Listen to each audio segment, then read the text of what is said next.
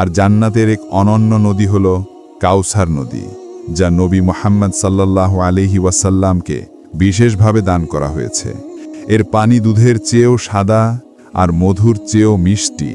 এটি আল্লাহর আরশের নিচ থেকে উৎসারিত হয়ে সিদরাতুল মুনতাহা অতিক্রম করে জান্নাতুল ফিরদৌসে প্রবাহিত হয় এবং সেখান থেকে জান্নাতের সব স্তরে ছড়িয়ে পড়ে। এর সুগন্ধ ও স্বাদ এমন যা মানব কল্পনাকেও অতিক্রম করে। একটি বর্ণনায় এসেছে, জান্নাতে একসময় নরম বাতাস বয়ে যাবে যা গাছের পাতা ছুঁয়ে এমন সুর সৃষ্টি করবে যার মতো সুর পৃথিবীতে কেউ কোনোদিন শোনেনি। এটাই সেই মুহূর্তের সূচনা যা জান্নাতকে প্রকৃত অর্থে জান্নাত বানিয়ে তোলে। এ পর্যন্ত আপনি যত নিয়ামতের কথা শুনলেন তার সব মিলেও তুলনা হয় না আল্লাহর চেহারা দর্শনের নিয়ামতের সঙ্গে। জান্নাতের এক বিশেষ দিনে, যা জুমার দিনের সমতুল্য হবে, আল্লাহ তাআলা জান্নাতবাসীদের স্বাগত জানাবেন। তিনি তাদের আহ্বান করবেন এক সুবিশাল উপত্যকায়, যার মাটি হবে সাদা কস্তুরীর মতো।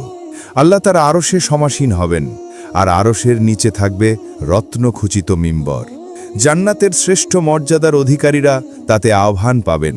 সকল জান্নাতবাসী তাদের সেরা পোশাক ও অলংকার পরে এসে বসবেন সেই উপত্যকায়। একসময় আল্লাহ নরম ও সুগন্ধি বাতাস পাঠাবেন, যা পুরো সমাবেশকে ভরে দেবে মিষ্টি কস্তুরীর সুদাসে। তারপর আল্লাহ ফেরেশতা রিজওয়ানকে আদেশ দেবেন, হে রিজওয়ান, আমার ও আমার বান্দাদের মাঝে থাকা ৭০,০০০ পর্দা সরিয়ে দাও। যখন সেই পর্দাগুলো সরানো হবে, জান্নাতবাসীরা আল্লাহর পরম সৌন্দর্য দর্শন করবে, আর আনন্দ ভয়ে সবাই সিজদায় পড়ে যাবে। তখন আল্লাহ বলবেন, মাথা তোলো, তোমাদের ইবাদতের সময় শেষ।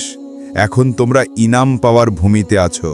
যা চাও আমার কাছে চাও, আমি তোমাদের রব, আমি সেই যে দুনিয়ায় প্রতিশ্রুতি দিয়েছিলাম। জান্নাতবাসীরা বলবে, হে আমাদের রব, আমরা শুধু আপনার সন্তুষ্টি চাই।